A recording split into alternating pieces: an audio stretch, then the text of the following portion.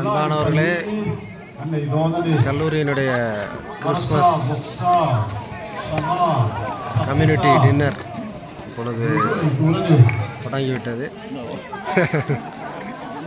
கல்லூரி குடும்பம், விடுமுறையில் இருக்கின்ற கல்லூரி பேராசிரியர்கள், திருமணமான மாணவர்கள் யாரெல்லாம் வளாகத்தில் தங்கியிருக்கிறார்களோ அவர்களெல்லாம் இணைந்து இந்த டின்னர் ஸ்டார்ட் ஆகுது.